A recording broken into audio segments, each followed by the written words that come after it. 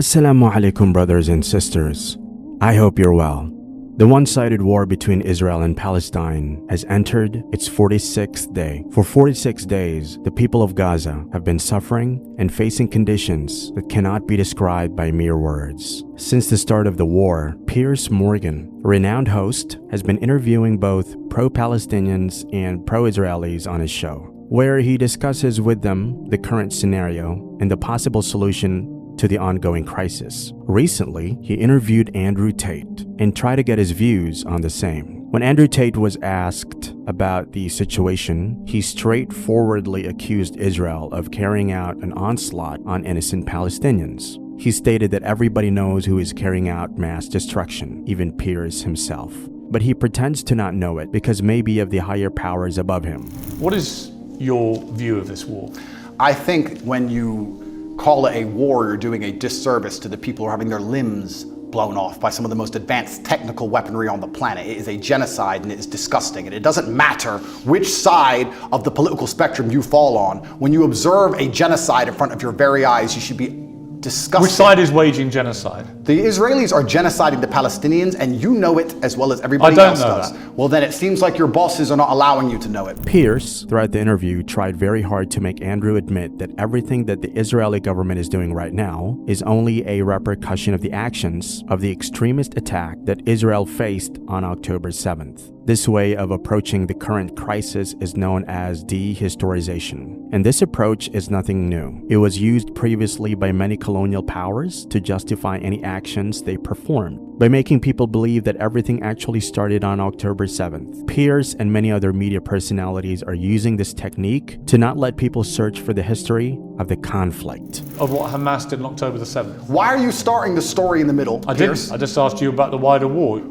I'm now asking you specifically about Hamas. I cannot professionally answer that question without talking about the context that led up to October 7th. Well, nothing, to my mind, justifies what happened on October the 7th. Nothing justifies what happened before October the 7th, Piers. This is the exact point. So you're talking to a man, I don't know what answer you expect from me, because let's forget the fact that I'm a Muslim. You're talking to a man who is fighting oppression to the best of his ability because he believes that the people in charge of the world are enslaving us all, to the point where I detriment my own life. I end up in a jail cell because I'm speaking against oppression. Then you're asking me what I would do if my family was blown to pieces. You're not in a jail. Hang on. You're asking me what I would do if another government came along and blew my family to pieces? You weren't put in a jail cell because of any oppression. Absolutely I was. No, you weren't. Of course you I were was. put in jail cell because you've been accused of serious sexual crimes. I would not have been accused if I was not monumentally successful in speaking the truth. Let me ask you again. It's a simple question. Some people can answer it straight away, including pro-Palestinians people I've had on my program. Many are very quick to say absolutely. Do you believe Hamas are a terror organization? This conflict, or better to be called oppression, did not start on October 7th. It started in 1948, and unfortunately since then, this matter has never been resolved. The victims of the oppression never got any justice, and they are still facing unimaginable suffering without hope of any kind of solution for their problem. Throughout the interview, the point of Piers was that the actions of the Israeli government were a reaction to the attacks that it had endured in the recent past, and Israel had never started any attack without being provoked. When Andrew tried to cross the claim of Piers by stating that there are actually innumerable examples where Israel started attacking the innocent people of Palestine without any provocation, he was interrupted in between and was posted by another question. Give me one example of where Israel, without any provocation, went into, a specific question, went into Gaza and massacred 1,500 innocent people, cutting their heads off,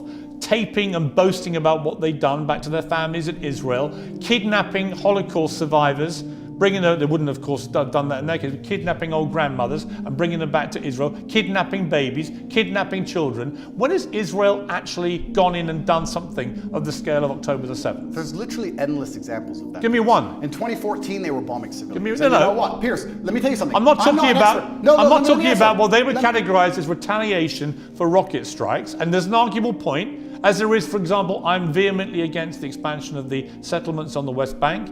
I think there are legitimate questions about the proportionality of Israel's response here. Yeah, but in terms of what Hamas perpetrated on October the 7th, there is no instance of Israel doing that to the people of Gaza. If one is following the interviews of Piers Morgan, then anyone with the least level of intellect can easily make out that Piers Morgan tries to justify the actions of Israel. He tries to interrupt any pro-Palestinian voice whenever he feels that the point his guest is about to make will question the Israeli government. And the main theme of all his interviews is the dehistorization of this 75-year-old oppression. Piers Morgan may try as much as he can to depict himself as being unbiased and a fair interviewer, but it is so apparent how biased he is and how he tries to put the tag of supporter of extremist group on every pro-Palestinian guest he invites to his show. Andrew Tate gave a clear message in this interview that the actions of October 7 were a result of years of oppression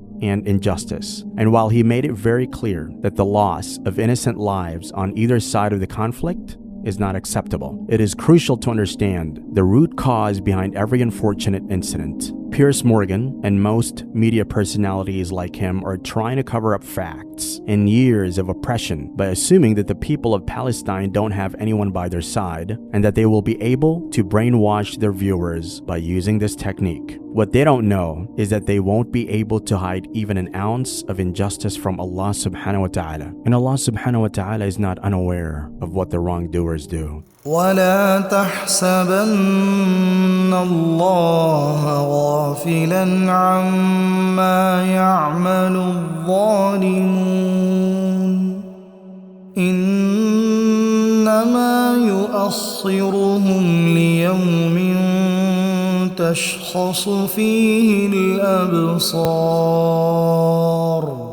ويرزقه من حيث لا يحتسب ومن يتوكل على الله فهو حسبه إن الله بالغ أمره قد جعل الله لكل شيء قدرا من أجل ذلك كتبنا على بني إسرائيل أنه من قتل نفسا بغير نفس أو